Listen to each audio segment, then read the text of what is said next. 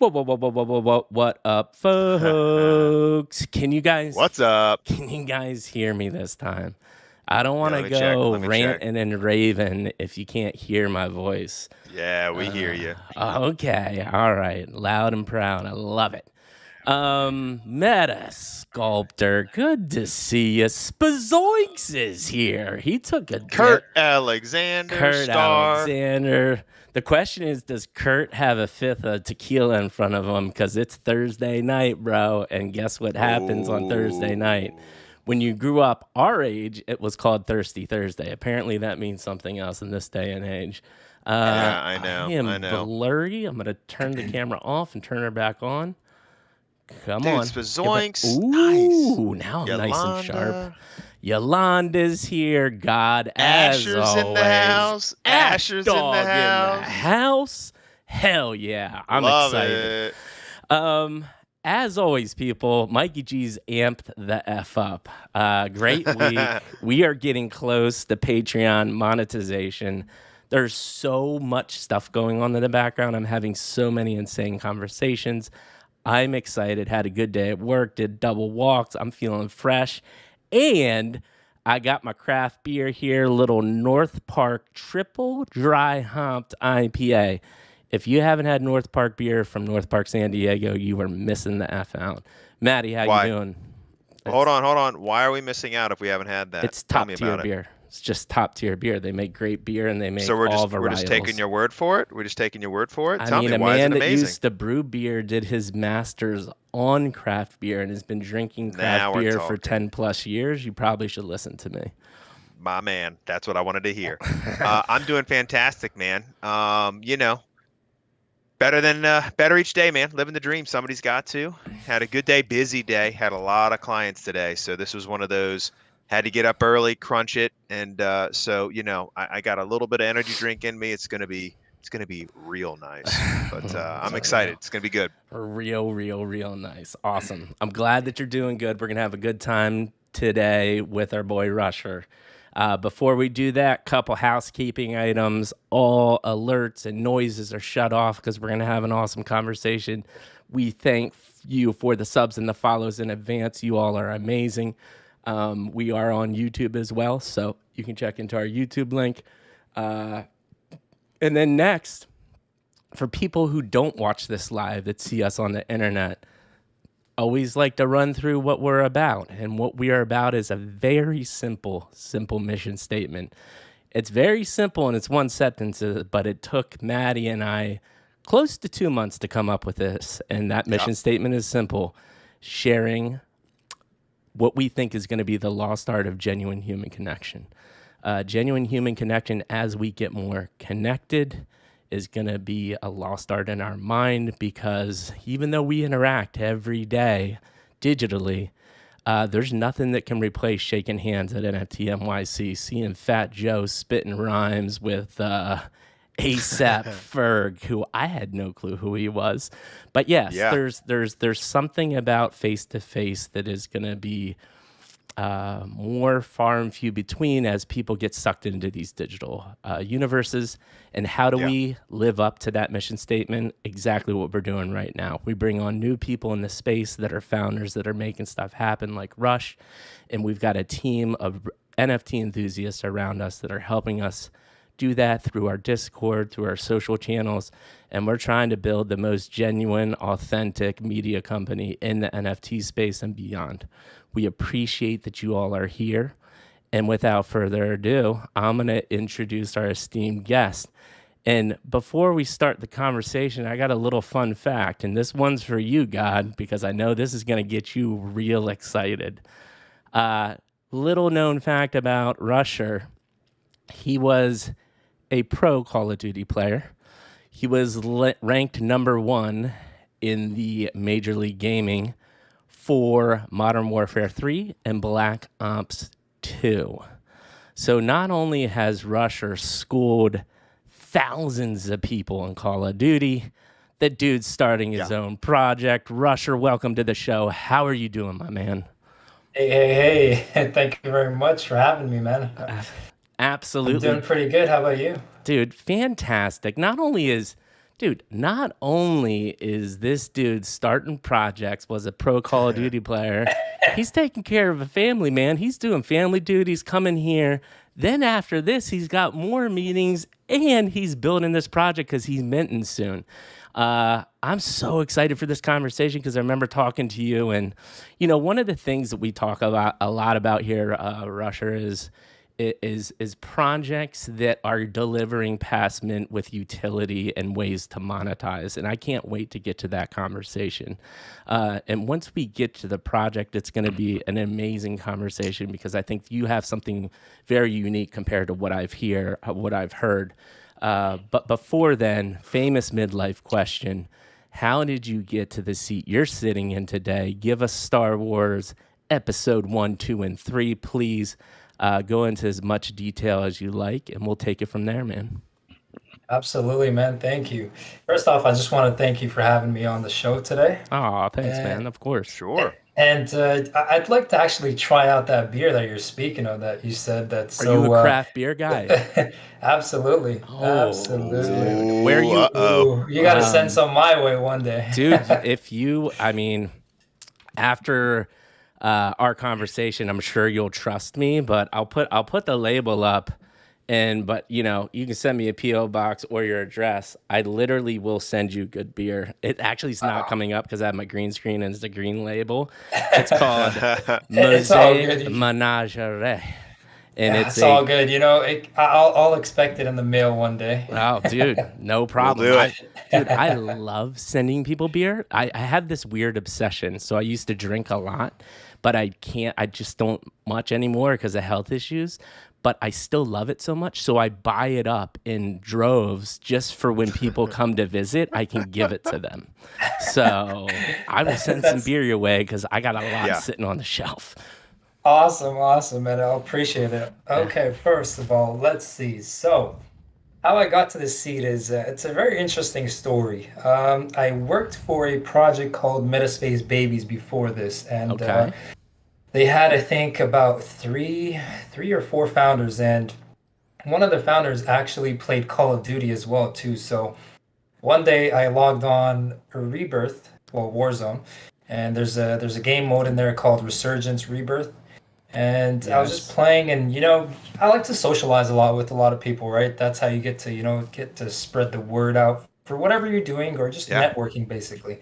Mhm. And we just won the game, and then it was pretty funny because the whole game that founder never spoke, and until we won the game, and it was all because of me because I'm the best Call Because of you Duty were a player, pro right? Call of Duty player, right? I'm messing with you. So yeah, we did win, and then we just gradually kept playing, and then he brought up I don't remember how the conversation started, but it ended up becoming a uh, NFT conversation where, he invited me onto his team and he told me about what the project was, and it was very interesting.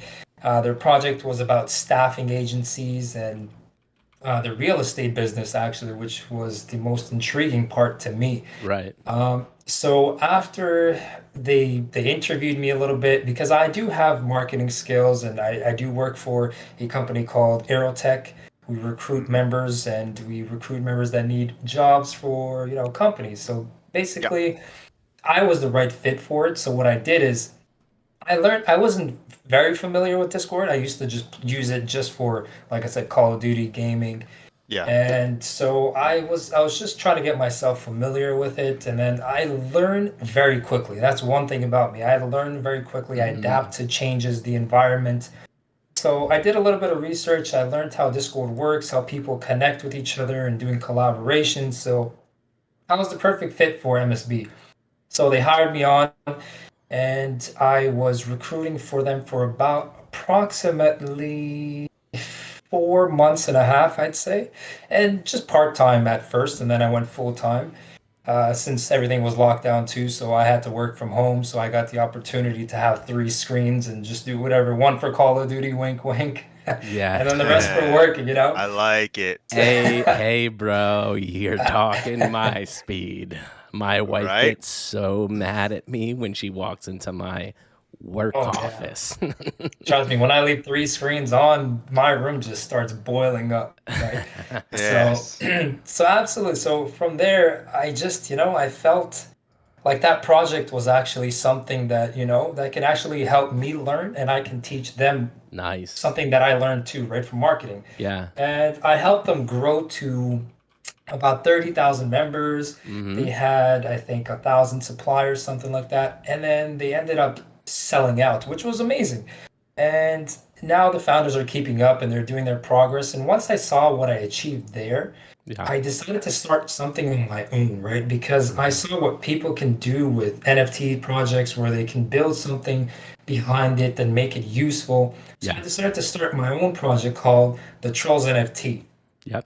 So once I started that, I had to just figure out what I can use that NFT project for. Mm-hmm. So I decided to basically build that project to become a crowdfunding for my utility, which is called autojobify.com.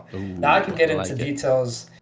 I can get into details later on, but that's the introduction how I got into the seat today where I am right now with about 20,000 members in the Trolls NFT project, with blue chip members all the way from Board Yacht, Ape Club, MAYC, Right. Doodle holders, all types of blue chip NFTs. Because what I learned from the MSB project is you have to keep learning and adapting to marketing strategies. And Absolutely. that's what I've done. So that's actually something I always tell people is learn the experience, take the experience from wherever it is. Doesn't matter if it's free or if it's paid, you learn. Once you learn, you get to gradually grow. And once you grow, you can become or do anything you like. I love it, man. So you are not getting off that easy. We are not going straight Yes. into the project. I We was gonna gotta say. we gotta Yep. rewind. You gave us episode 3, but I'm salivating for 1 and 2. I So don't I even know if want that was episode 3. That was like I feel like that was like Rogue One. Oh, okay. Okay, I'll You know what give I'm you saying? that. I need Phantom Menace, right? Right. Where are we going here? So, couple questions that I think will help lead you along the way, man. Sure. Let's start off I with mean, sorry to cut you. I could keep going if you want, but it does sound boring. It just doesn't feel like we're all having a conversation, right? Like I got to get you guys Sure. on board, oh, dude, Oh, we got you, Awesome. man. We got you. I'm Don't you fully worry. on board. Now we're gonna I get want you on board to to. our style. So we're gonna rewind. So I wanna go back for 2 things. Sure. Did Call of Duty come before your professional, which I think I remember you like were in the job staffing industry, Absolutely. right? So Call of Duty was Absolutely. Yeah. first. Yep. Okay, so let's go back to Call of Duty days. Sure. Before Call of Duty, um, did you go to college or did you go straight into the Call of Duty? Oh, so I actually did go to college, basically. I Okay, had to, like, I'm from a Brown family, actually. So college education is priority. right, right, Or else, right. Yeah. you're out of the house. So Mm-hmm. so I had to actually go to college. I did software engineering as well. I actually went to university just for part-time, just to finish off my academics and just Okay. get the extra credits I needed for the engineering degree. Mm-hmm. From Nice. there, while I was in college, you have college mates and they just want to play video games like how you and your partner Matt right here wanted to play video games That's where when, we started. yeah, that's where you started, right? So you Yep. always want to do something with your friends. So that's where I started playing Call of Duty, and I was like, you know what? Wow, like I actually am pretty good at this game. Like, let me just keep continuing. Right. And I used to just do game battles all the time, and I used to do search and destroy. I'm not sure if you guys are familiar with that. Used Yeah, to you're do a one of lot of. those. Yeah, I'm one of those that Good till this enough to actually day. stay alive. Yeah. Yeah, yeah, you Yeah. somehow stayed alive, And not I'm me. one of those I'm one of those people too that if somebody's talking right next to you, I'll just tell you to shush right away because in Search and Destroy, you need to hear those footsteps, man. You need to hear those footsteps. So yeah, from there on, I just kept doing game battles. I was trying to make some money on the side too as well. And Yeah. from game battles, I was. So from there, I just kept continuing to grow and play the next Call of Duty and then play the Call of Duty after that. And then gradually, life hit me. I had a kid, so I had to make sure, just grow up Yeah. in the easiest way form to saying that. So I had to, start looking for a job, and I was one thing I was good at. It was socializing, meeting with people, networking. So I applied to multiple jobs. I was trying to go into the software engineering field, but it was just a little hobby for me at one point.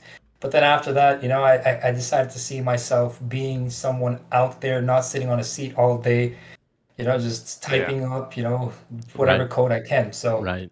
Right. so Yeah. from Yeah. there, yeah, So that's interesting to me, and I wanna stop before you go next. Is sure. can you talk to me about because that's a big change, right? Like you, Mhm. and obviously you having a kid had to make you kind of like make that life decision of like, shit, I can't keep on. You maybe you could because you were good and you could have made money, but that was a bigger risk, right? Before you get into like your professional career, can you talk to us at all about did you learn anything from your gaming days that you use or mentality or tricks that you Mhm. still use today? Absolutely. Any job you do in this world, when people say, even when they work at McDonald's, let's say for example, Mm-hmm. and they say, I didn't learn anything from there, I didn't do this, this job was useless. Absolutely not. Because you actually learned how to work as a team. You actually learned how to work as a team leader. So you build these aspects from these experiences where you can actually grow with them and actually keep them with you as you keep gradually growing. So from the gaming experience, I've learned that teamwork is a big ideal to making sure that you succeed in life. So this is one of the reasons why I started a community, a project, because I know with the power of, let's say, even 5,000 people, I wouldn't even say 20,000, even less than that, even 100 people, working in a team with 100 people, you can go further in life or in your project or in anything you want to do than if you were by yourself. So that's what I like to tell people is don't take anything for granted. Just keep building, just keep learning, and just enjoy what you're doing at every single time so you can actually grow and just grow as a better person. Yeah, no, I dude, agree. absolutely. Totally agree. Maddie, any thoughts there? Yeah, man. I think that well, I really want to hear the transition because you went from, I mean, first of all, I think you did what a lot of us do, right? I mean, I remember, well, hold on, let me rewind. We did that when in college. The difference is there was no gaming league, there was no way to monetize, we're sitting there. Gosh, what was the game we used to play, Mikey? What was it called? Like Red Faction or something like that? I mean, we're talking like Uh, Oh PS1 days, boy. Oh, PS2 Red. days. No, there was a. You And remember the other one, Total Annihilation, dog. oof. Loved that one. You remember that one? yes, yes, I Yeah, do. dude, when we got the nuclear technology the first time and you blew up my base and my jaw dropped and I was so pissed. Um, yeah, that's yeah, we didn't have that But yeah, but opportunity. I get it. Like you're in school, you're trying to make things happen, you're gaming. You had an option that we did not have, which I think is fascinating that you were able to pursue that, right? But then, okay, it's time to make the adjustment and say you wanted to look for something, I don't want to say like a real career because I mean there are people who have made a career, right, gaming. But you wanted something different. Walk us through because your engineering degree is software, right? Right. Yeah. So it was between software, but then you ended up in recruiting. Like, how did that happen? Give us the breakdown on why not software, and how did you actually land specifically where you are now in terms of job? Awesome, awesome question. Well, software, like I said, it was something that, just wanted to have at the back of my belt, basically, just to make sure Yeah, if I wanted to, switch careers in the future as well, I could use that, right? Because I actually yeah, learned the software engineering degree where I learned how to code, I learned how to build applications, build websites, which was cool and all, right? But did I see myself doing that? People look at themselves and they say, hey, you know what? Can I be an astronaut for the rest of my life, or can I be a chef for the rest of my life? They can ask themselves a question, but deep down you have to think about it. Are you happy with what you're doing? So I wasn't actually happy with what I was doing. I finished it just to, like I said, just to have it in the back of my belt for anything in case anything happens in the future. But I knew Mm. myself that I like to socialize, I like to Yeah. network, I like to move around, talk to people, right? Like when you're doing software engineering, you're not talking to anybody but your keyboard. Yeah. Right. 100%. So that helped me transition from there. But from going from gaming to recruiting, I could have pursued it, but like I said, I had a family, so I couldn't take that risk. I needed to actually bring in some real income and, work my way from there. And, I had to think about the future of my family. And that's the most important thing that anybody should think of. Like that was just my main priority. And that's how I transitioned from gaming to recruiting. And also from software, I was doing a little bit of softwaring on the side while I was playing video games. I didn't enjoy, like I said. I like to, network, move around. So I told myself that, hey, you know what? In the future, if I ever wanted to switch careers from recruiting to software, to applications or websites, I could. I would have no difficulty doing it. Yeah. And I would have no difficulty finding a job as well too, right? I would just have For to, sure. just have a little bit of experience and work my way up from there too, Yeah. just like any other job. So those are Absolutely. the it's a little messed up transition because there's multiple transitions that I had to do, but that's life, right? In life, you just got to take the hard choices, right? Because you can't, nothing's easy in life. For sure. So I understand the software engineering being a fantastic fallback plan. Right, But then you specifically chose recruiting, which is interesting because like there's a really large sales component. And what I find interesting is this. So my Yes. background's aerospace engineering, and let me tell you what I did not learn in aerospace engineering: sales, Right. right? right, Not even remotely. In fact, it's the opposite, as you said, right? Your only friend is your keyboard. Man, my friend was MathCAD, MATLAB, like just crunch numbers, get an answer, that's it. It right, was not about having people skills, being able to communicate effectively. None of that stuff was emphasized. So what's interesting though is that I ended up in a sales position like you are, but that was all skills I developed on my own. So I'm curious, where did that come from? Like for me, it was a self-taught. I read a lot of books, and then what I did is one of the books I read was Rich Dad Poor Dad from Robert Kiyosaki. Having people And he skills, talked being about able, how he went into the service industry to learn people skills, and then he went in to sell copiers for Xerox, and that's where he learned how to sell. And then he took all of that knowledge and, of course, applied it to real estate, which is where he built his empire. So, what was your like? Where did you learn and transition to start learning how to sell and how to work with people? Because you said it was something you always liked, but right. where did that come from? Where did that develop? That was actually an early age. So basically, there's multiple reasons how I actually adapted and learned all these, Uh huh. these socializing skills and networking skills. So first, I'd like to say I'm from Montreal, Canada, well, Montreal, Quebec. So Okay. there, I used to party a lot. I used to like making friends, socializing, networking, building, just a huge friend. I wouldn't say fan base, but I would say friend base, if that's even a word. So that Yeah. was one of the socializing skills that I had. But for the sales part, my dad actually owned a window cleaning business. So we had There it to go is. we had to Okay. go door to door, so I Mm. This learned is it. I learned from how he used to talk, and then sometimes I would take the lead, and it was kind of a tactic as well too, because which person's going to reject a teen or a kid that's trying to clean windows, right? So it was just a little bit Right. of tactic, and Yeah. that's where I learned my sales pitch. That's where I learned how to talk to people, network. That's where I learned this. It was just so fun to learn and talk to these people and try to understand how to sell. And that's where I learned it from, because my dad taught me and I've learned from him and I watched him do it. So there is the real answer of how I became a recruiter. Dude, And do you it, do you, do I you was, see what we're doing here, man? Do you see how we you're work? just you're trying to pinpoint yeah. every single thing. You're, Well, you're getting to the you're and getting to the nail. it's fascinating to me because I knew there was something, right? Because I lived it, right? There Yeah, is no you go from software engineering to sales. You just right, don't do it. So it came from somewhere, and I thought I was waiting for it to be something like this. I was like, somebody in his family either owned a business or did sales, because you get that exposure. And I will say, when you get it at a young age, just like you did, man, it becomes part of who you are. It makes you better at everything you do as well, right? I'm sure it benefited you in school and getting jobs and in gaming. All of these, you even said you talk to people when you're gaming, and that's a great way to meet people and network.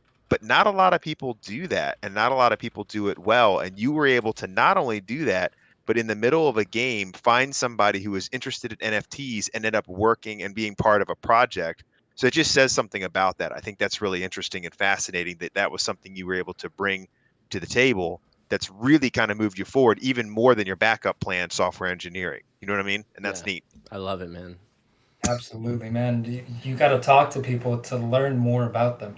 Yeah, Nailed it. absolutely. And so I'd love to talk to that because you're talking about this utility, which is this auto Jobify thing, which is amazing. I have not heard such a unique utility like this, but you got to be qualified for that, right? And you learned a lot about the industry, I'm assuming, in staffing. So can you take us through? And this is what I'm really interested. You obviously went through the grind. I have a buddy that does staffing and recruiting, and it is not an easy job, right? So can you just take us through kind of that culture, what you learned, and then all businesses are, well, all great businesses are created to solve a problem, right? Yep. And so you have created an idea to solve a problem. So this is two-part here. One, just the experience of recruiting and the skills gained. And then two, your aha moment of I have a problem to solve and I think I know what I can do to do that. Absolutely. So there's actually a funny story about this as well. Love it. So every time I go to work and recruiting, you basically have to find people. You have to headhunt for applicants for a company that requires, a position that they need to fill out. So we get those applications, we try to look for those people, and we call them. And like I said, socializing skills is built in there as well. To you call them, you ask them questions, you interview them. So I've interviewed quite a few people, and normally when I used to do an interview back then, I like to change it up a little bit. So you actually like how you're doing right now is you're being chill. You're doing it like an environment where you get to be yourself. Mm-hmm. And nothing's scripted here. So normally when people do interviews, they like to be a scripted individual where they just try to memorize what they need to say Yeah. instead of being who they are. So when I interview people, I just like to know who they are. Forget the scripted part. Tell me who you are, what you're doing, how's life going with you. Just tell me how you are as an individual. So I've Yep. heard stories from there, and that's where I got a little bit of the problem, and then I went to HR and I learned from them as well too. I'll get into that as well.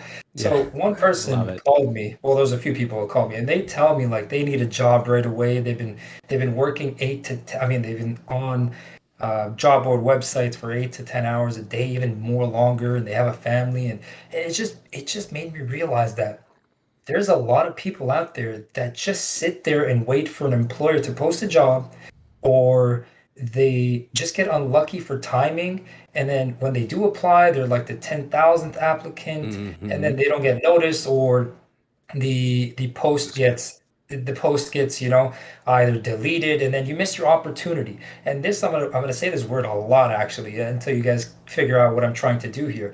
The word opportunity. So they missed that opportunity for them to be someone, to actually be something in their career, or like pursue a career, or it's just they missed that opportunity basically. So from there, I started doing research. I started doing stats where I looked on Google, and I said, you know what? Let me just come up with some questions. I started asking myself questions, did a little bit of research, found out that the statistics, that people actually do spend 5 to 12 hours a day looking for a job. That's such a waste of time. Dude, Why not automate? we need to stop and just have a Yeah. moment of silence for Yeah, that. Oh my 5 to God, to 12 12 hours. hours. bro, It's And disgusting. bro. and I want to do a tangent story real quick. So I picked up and moved Me across the too. country 2000 end of 2016, beginning of 2017. And I had an idea that like my job was probably just going to be gone because the work remote didn't exist at that time, right? Right. And dude, you point proven, 2 months, man, 2 months, 9 hours a day, Monday through Friday, I applied to jobs. And then 2 months later, I got 2 calls that ended up turning into jobs. It was absurd, man. It was a full time job. Yikes. There you go, right? That's what I'm It's trying to yeah. fix. Sorry to cut you It's off, Matt. You can continue, yeah? no, I was agreeing with Mikey. It's daunting, and because after he did that, we're called midlife crisis for a reason, and we've had our moments, but I remember thinking like, man, I don't even know if I want to what I want to do next and whatnot, and I was talking to Mikey about it, and I wanted to. It's funny story. I was like, we were playing Elder Scrolls Online. Well, I've been an Elder Scrolls fan forever. And it turns out that Bethesda was looking to hire a community manager. And I was like, Psh, I would be perfect for this because I've already worked the shows, all the Right. stuff. I love the game. I know the lore, all the stuff, right? And so Mikey's like, dude, we can help you craft a resume, all the cover letters, all the stuff. And it's exactly what you said. By the time you get your name in there, you're either one of 10,000, right? Right. Or, or the company's already decided who they're going to hire, and it's just there so they can show a record of like, hey, we just needed the applicants. You know what I mean? And Right. so the main point is though is that like I put days worth of effort to try to put together a crafted not only resume but cover letter and everything like that just to apply to that one position because it was one I actually cared about and it's like you get nothing. A month and a half later you get the generic cookie cutter email, thanks but no thanks or whatever it is, however they say it.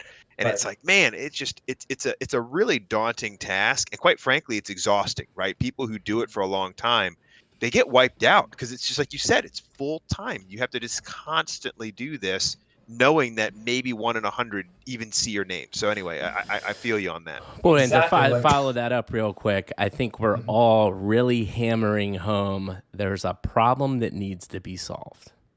Yeah, 100%. Absolutely. I totally agree. Like, I even have a nephew that's he's in his early 20s, and he went for a job interview, and he asked them the question. I forgot what he asked or told me, but that company employer, or I'm not sure who it was, told them that you are very lucky because right when we posted the job, there was about 2,000 to 3,000 applicants, and it was only one position to fill out.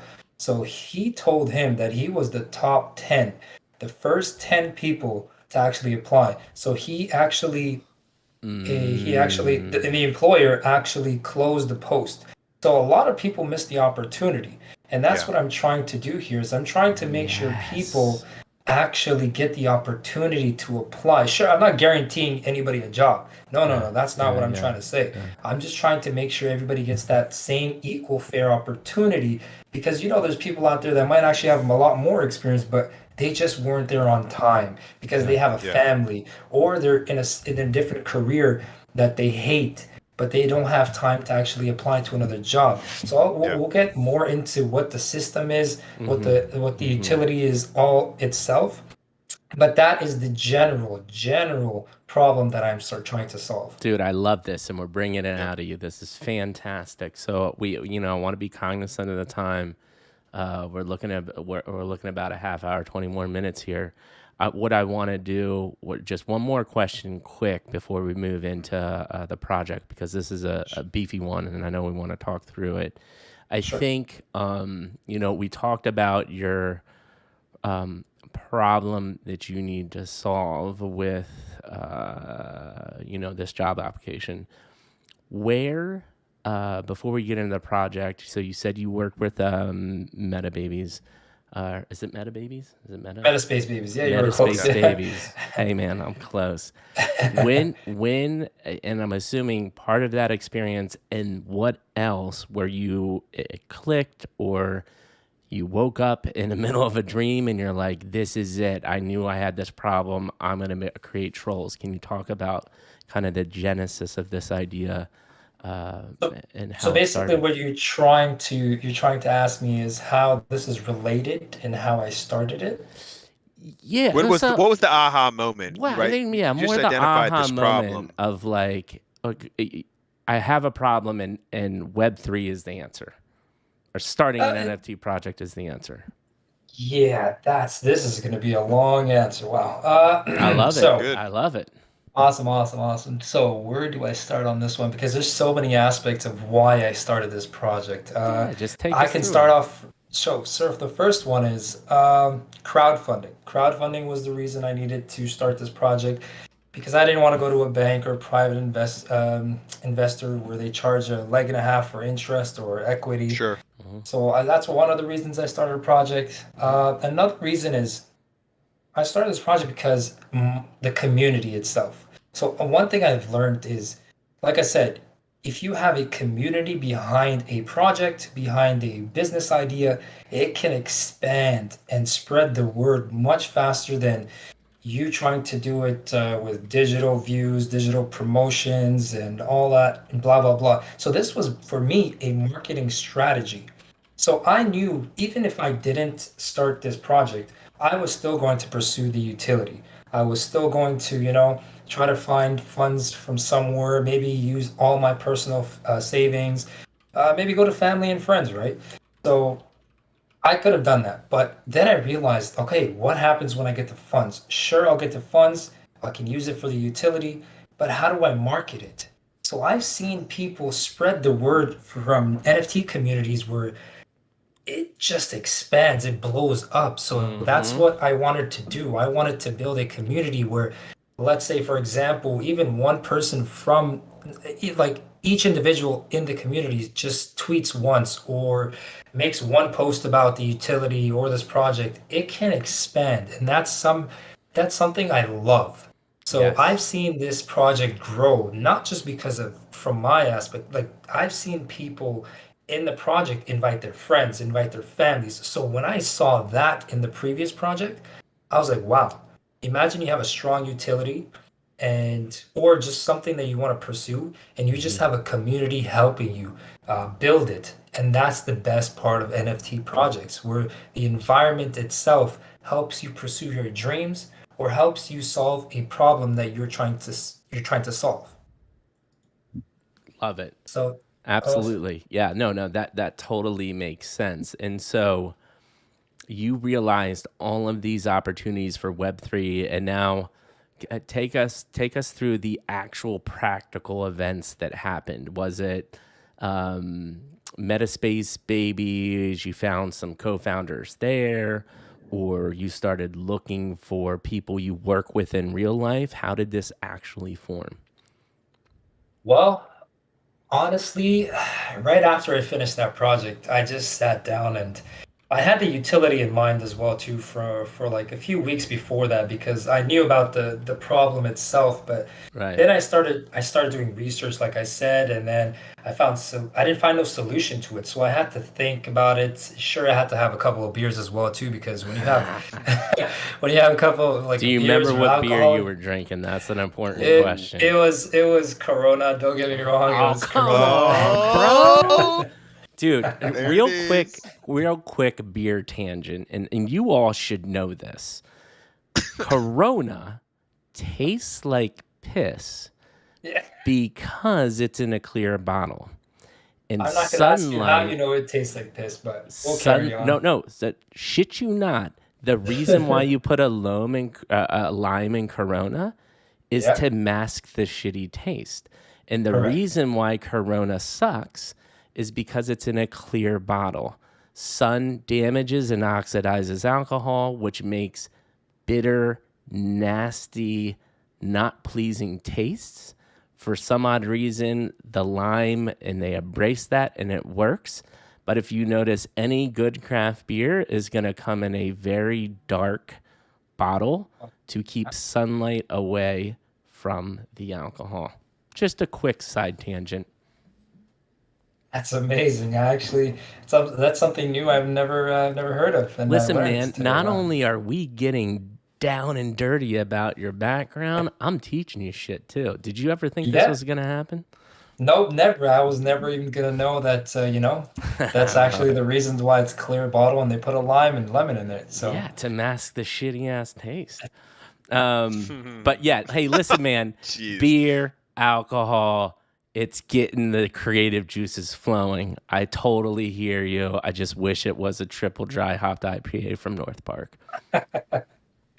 man.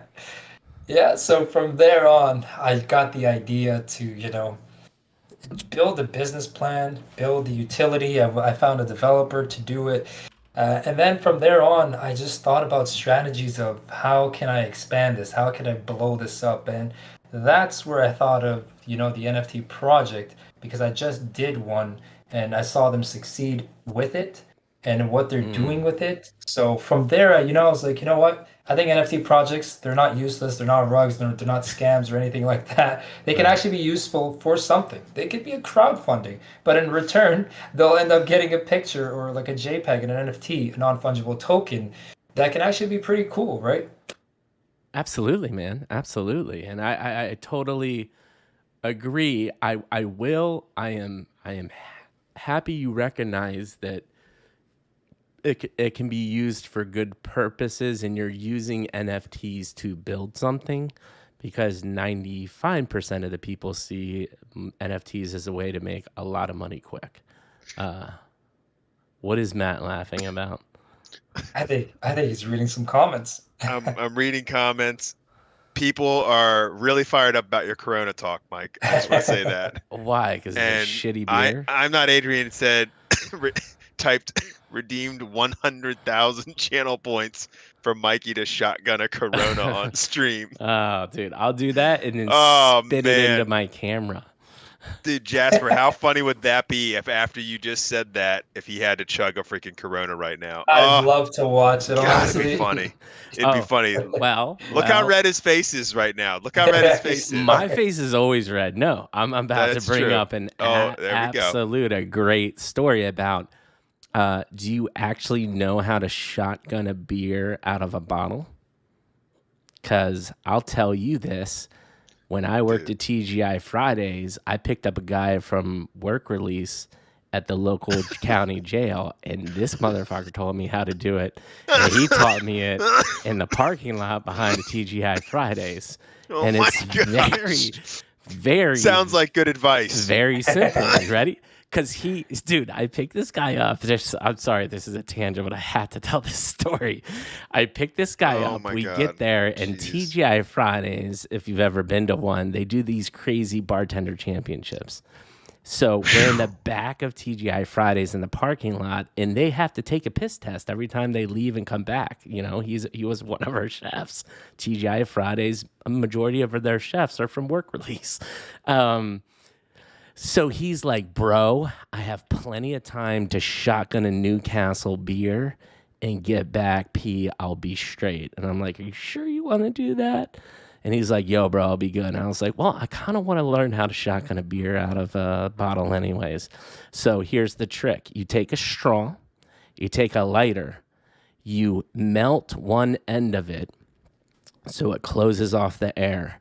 You stick the straw up in the bottle, you bend it over the neck, you poke a hole in it so there's an air release, and then you flip it upside down, and the straw acts as the air release, and that thing shoots down your throat. I just taught you two things on stream, I bro. don't. Nobody here believes it until they see you do it on stream. Can we Well, all agree Yeah, with that, chat? yeah. I Uh-huh. agree. Until I agree. Mikey does it on stream, it doesn't exist. I shit you not. You wrap your lips around it, Star, and the straw goes out the side of your mouth. You have an air Dude, release. It's the same thing when you shotgun a beer, right? You stick the hole in the can, flip her upside down. you You got know an air what, man? release. This is how you do it with a bottle. I shit you not, man. Okay. It's getting deep here, folks. It's getting deep. All We're just right. going to say for entertainment purposes only and do your own research. There we go. So yes, I did learn someone from work release that was a chef at TGI Fridays. True story. That's amazing. I mean, I'd like to see this happen, you know. Yeah, for Here it sure. comes. Mikey's just shotgunning different bottled beers on I stream. know. I think, yeah. Well, yeah.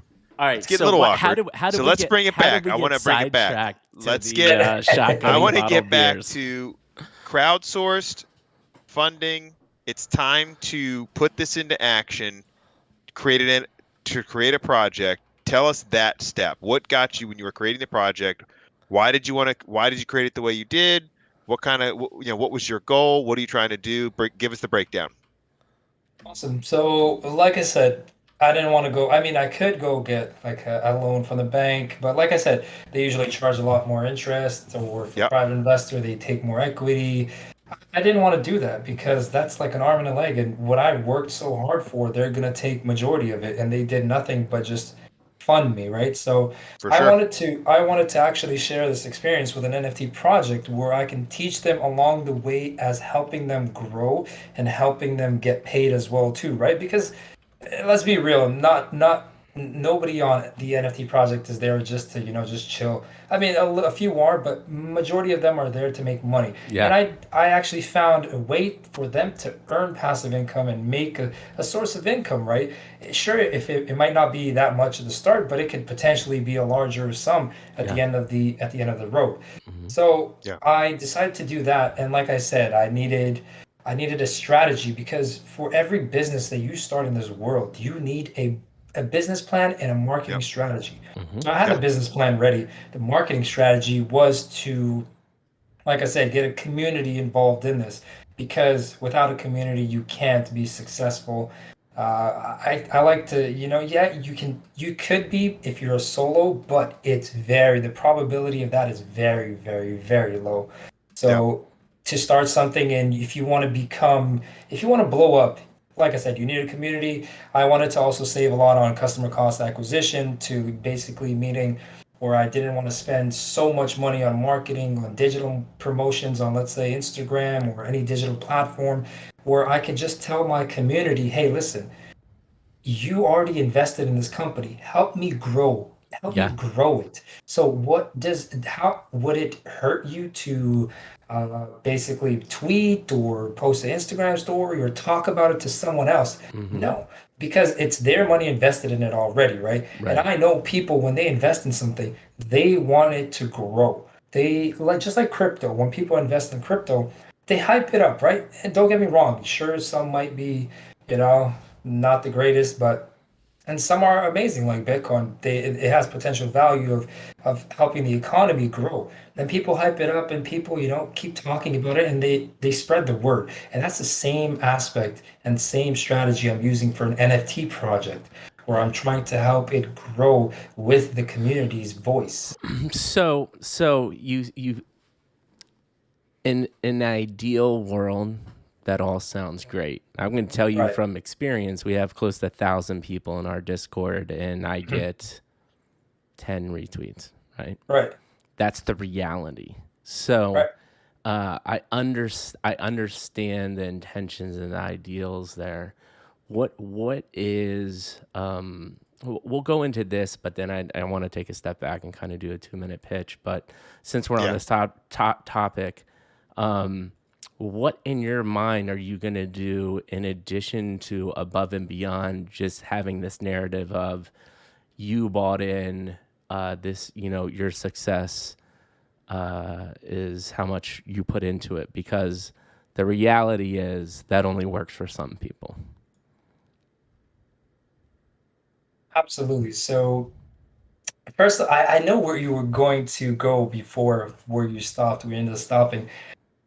Like a plan B, basically. I actually Hmm. want to answer Hmm. that question that you actually didn't want to ask, but a plan B for that would be if not that, like you said, till you get 10 retweets, right? Right. Um, sure, even if we don't get the community involved with it, and they don't spread the word, yeah, at least that there's funds to actually help grow and expand, right? Hmm. And if that doesn't work out, I can still make sure to actually go to the bank and get a loan and sure give away a little bit more equity because at the end of the day, I'm going to do whatever it takes to make sure this utility works. Someone asked me the other day, actually. Sorry not to answer the other question that you asked, but No, I no, have no. to get You this out of the answered the way. question. I just asked it in a Yeah, different way. awesome. You asked it in a more polite way, actually. Yes. Mhm.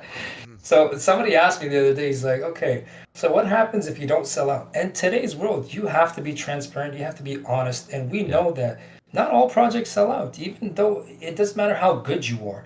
You just need to know how dedicated the team is. So what Yes. I told them is this is my answer to anybody who asked me this question. They said, what happens if the project doesn't sell out? Well, I told them straight up, those people that invest in the project, let's say even if it's one person that invested in the project, that doesn't mean I'm going to give up on the utility. I'm Mhm. going to find another way. Another way could be possibly going to the bank, finding another private investor, working my ass off just to get those fundings to make sure that one person that believed in me actually gets rewarded, actually Mm, actually has something out of this, out of what he invested in it, in the project. He invested in me, he invested in the team, and that's what dedication is. Because no matter what, I'm going to make sure that utility works. dude. And honestly, that is to me the right answer because that's what you need in a founder is someone that is passionate about an idea that isn't just going to give up when there's a couple big speed bumps in the way, right? Maddie, you got something to say there? Yeah, so help me bridge the gap though. I get what you're trying to do and I Mhm. see what you're building. And now we have the Trolls NFT. So we still haven't bridged that gap. Like how did you land on this? Why Trolls NFT? What what about what you're doing embodies the utility that you're really, really passionate about? You know what I'm saying? Help us understand that. And I think maybe what it really is, Mikey, is the 2 minute, kind of elevator pitch. Like Yeah. if you met me, you never met me before, and I said, "What do you do?" And you said, "I'm putting together an NFT project." And I said, "Cool, tell me about it." What would be your like 60 to 120-second pitch to me about, you used to go door to door selling window cleaning, you know what I mean? So I'm only going to open the door for a little bit of time. What are you going to say to me to talk to me about Trolls NFT to get me excited to keep that door open Oh, and sell honestly, some that's window that's cleaning? the that's the easiest. That's the easiest. Everybody loves money. I would just ask them, would you want to learn, would you want to make more money? Would you want to invest in something that can actually potentially make you earn you passive income and become a shareholder of a company that can actually become something in the future? So that is my sales pitch. Who doesn't love money, Yeah. right? Who doesn't love money? So that's something I always tell people is this utility is not like a hit or miss. This is a hit because something that people don't know is, well, people know, but they don't ever think about is jobs will never end as Yeah. there are future of our present. So when you actually think about that, that I thought about when I had those beers. I'm not gonna lie to you. You have to think about it. You sit down, think about it. Your kids will always will always look for a job. Their kids will always look for a job. So this utility, once it starts up and it kicks up, it can still be running all the way till the end of time because everybody needs a job and everybody wants the opportunity. So who wouldn't want to spend a few bucks just to have something in their career, have something stable in their future where they can have a career and then build a life from that.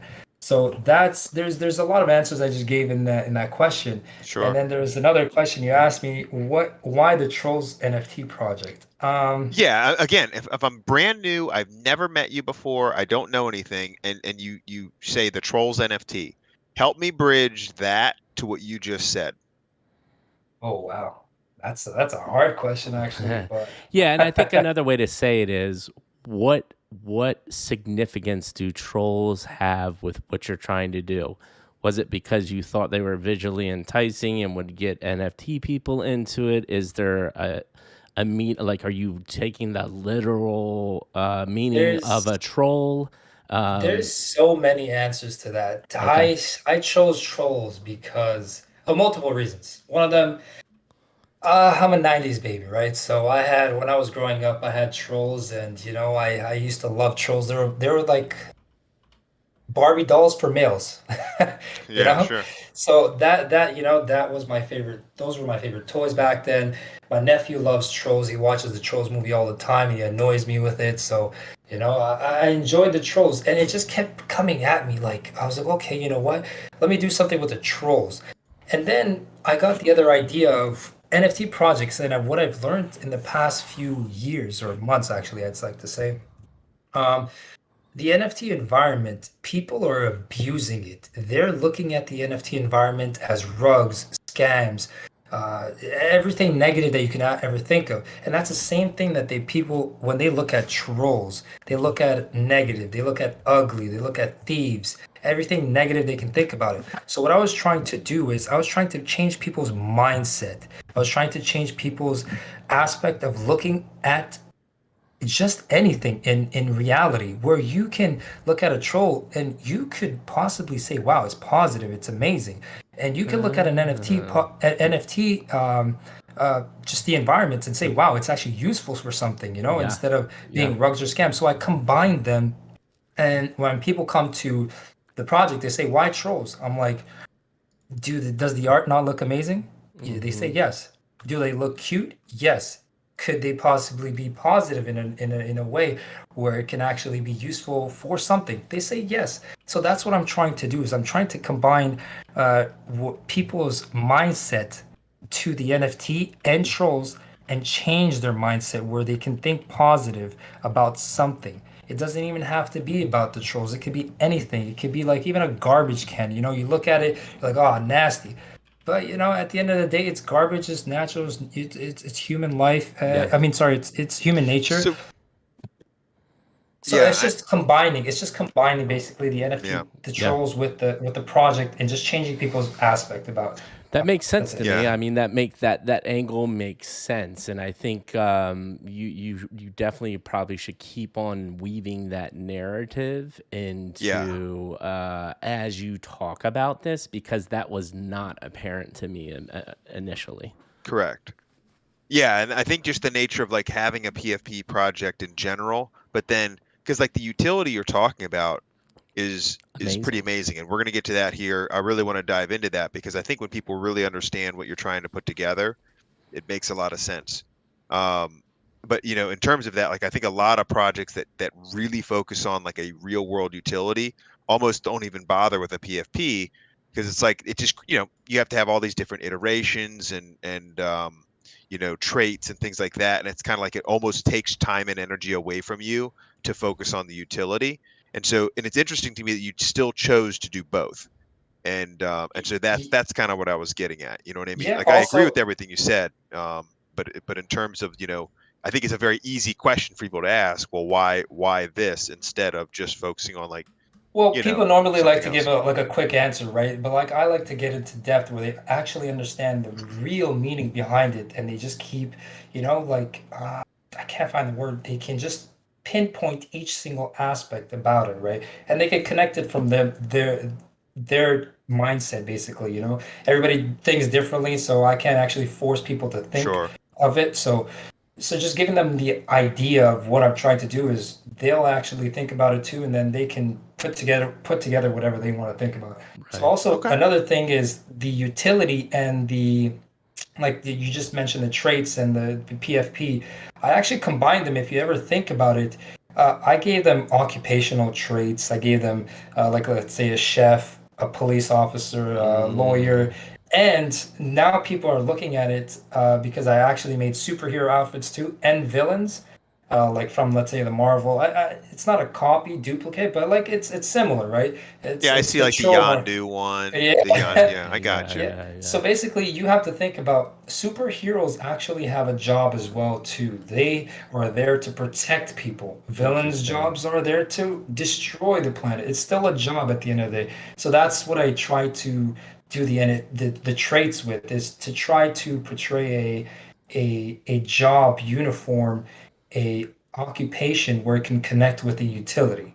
Ah, totally makes sense, and I think that narrative makes sense. And I think, like I said, continue to give that narrative in your AMAs as to why trolls and PFPs to utility. And I think that's the last thing as we're running out of time really want to touch on.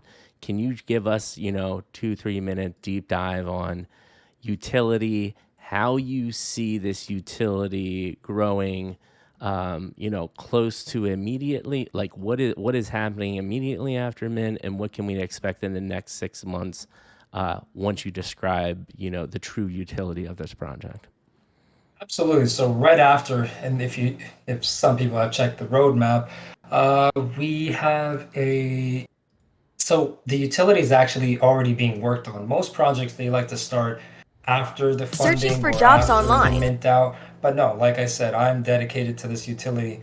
I'm already working on it. No matter what happens, I'm still going to be working on it. After the mint, it's going to be, we need a graphics designer basically.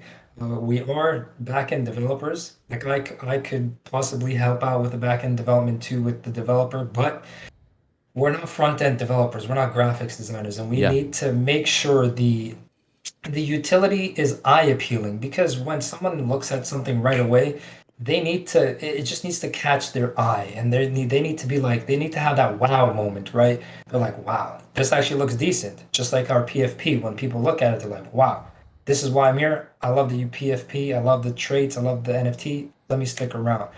So that's basically what I'm trying to do. Sorry to just cut you off. I just have to actually go attend my kid if you don't mind. Yeah, yeah, yeah. He's just Yeah. kind of just if you guys can, just carry on for maybe just a minute or two. Sorry Yeah, about yeah, this. yeah, yeah. No, go ahead. No Take worries. care of it, Priorities. man. Been here, done No that. worries. What's going on in chat here? Flash works in a lab by day. Yeah. So Mikey, break this down to me. I mean, what's your take on this? Because, I think it's interesting because there's a lot going on here, right? Yeah. And man, it's a lot to manage as well. Sometimes it's like I've seen things that focus like a laser on one topic and things that can focus on many things, and I've seen both done correctly. What's your take so far? What are your thoughts?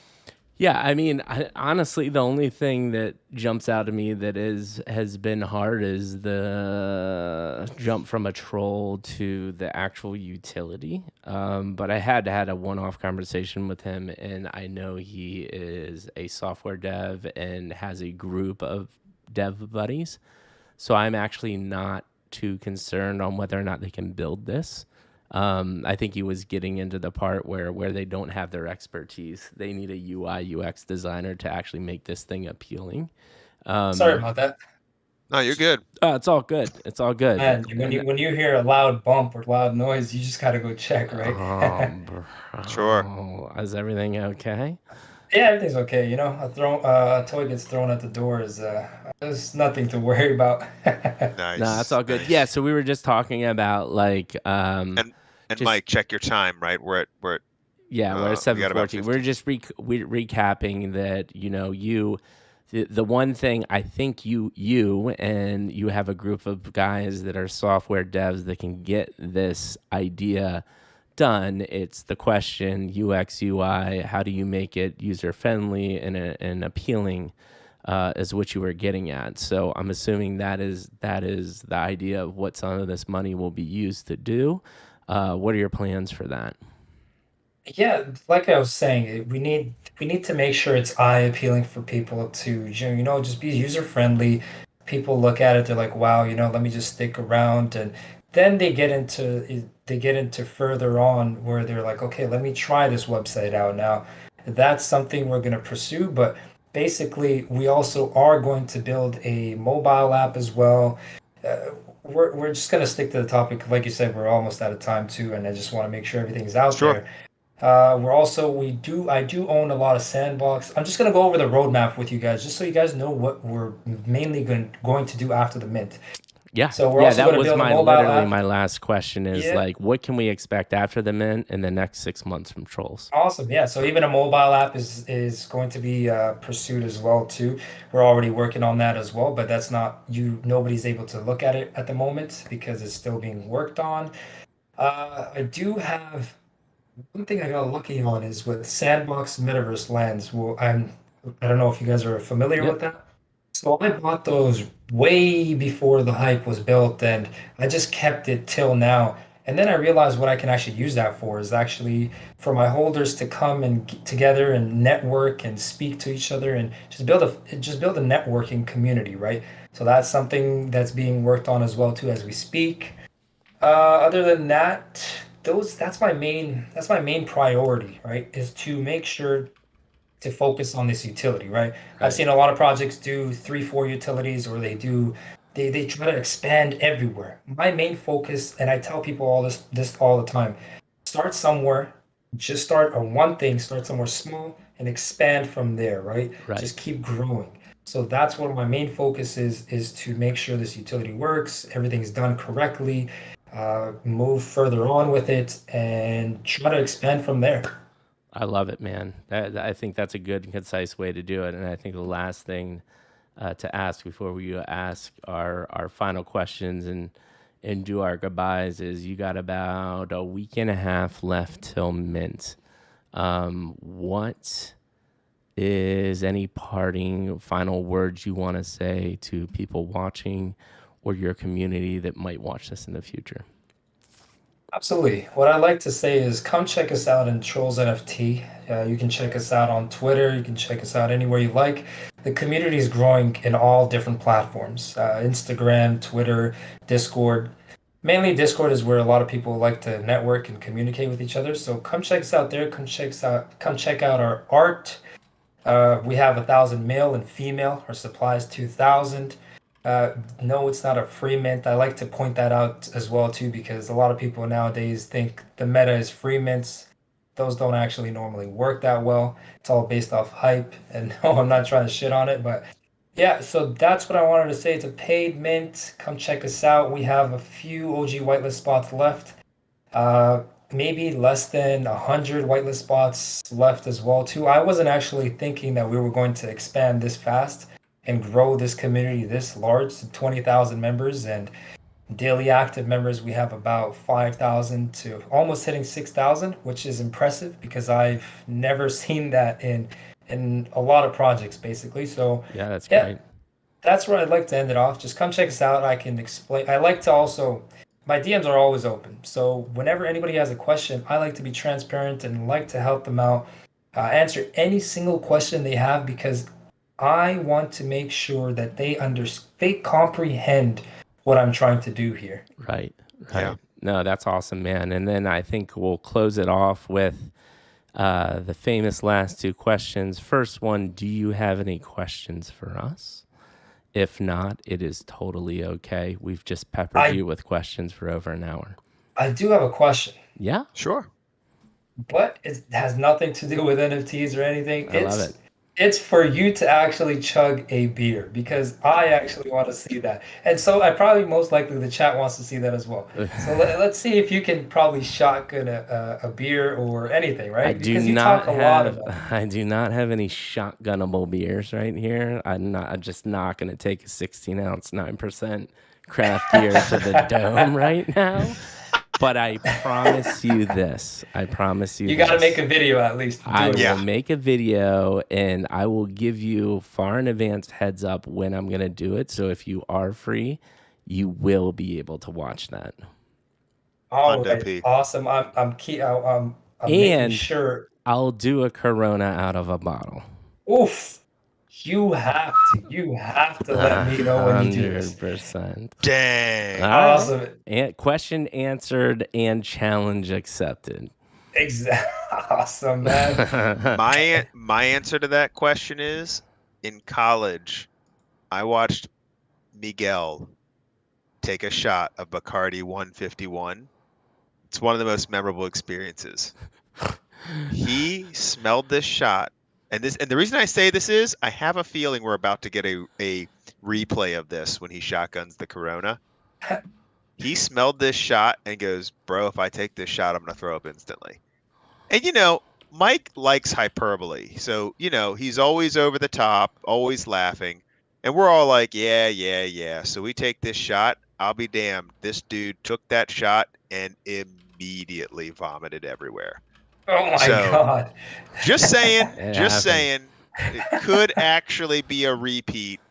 And it could be a repeat when he shotguns this Corona. It's going to make the video even better. Hey, So everybody listen, get excited. This is going to be you content gold. left the best Hey, part of that if it story. goes viral, that'll be the best part. There you go. You left the best part of that story out. That was at about 6:30 at night, and then we proceeded to drink all night after that. We went out, man. We Yeah, went out to the bars. It we was went nuts. out to the bars and hit some keggers, and that's what Penn State'll do to you. Yeah, it will. Awesome. And then, so the last question is, compared to all of the AMAs and the different, things like this you've been exposed to, how do you think tonight went? Any feedback for us? Love to hear it. Honestly, this wasn't even mainly like an interview or like a AMA session. It was more of a chill vibe, and that's actually what I enjoyed. Sure, there was maybe a few details we didn't get into, but that's totally fine. Sure. I like to, I like when people are themselves.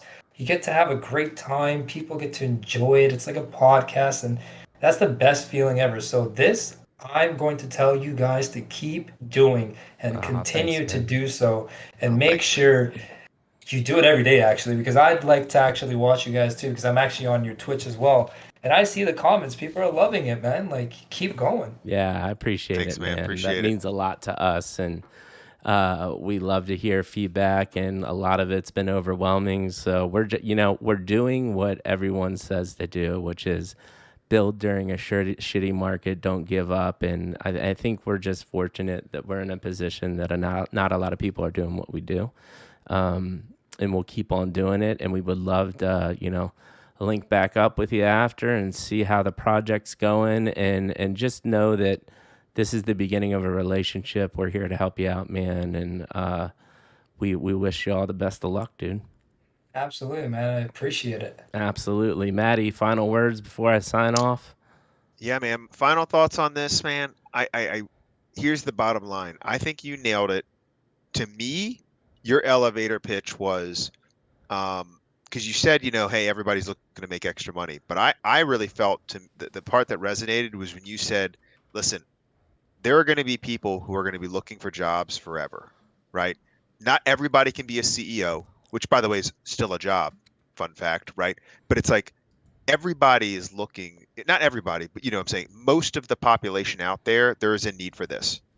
And not only is there a need for it, but we've already identified and talked ad nauseum at how much of a headache it is to go through the current process now that exists to try to find a job, specifically if that person is looking online, filling out resumes. I think you did a great job of breaking that down and really hammering in on that pain that people have and how frustrating it can be to do everything right, but you just weren't first in line, or you weren't early enough in line, or no one saw it.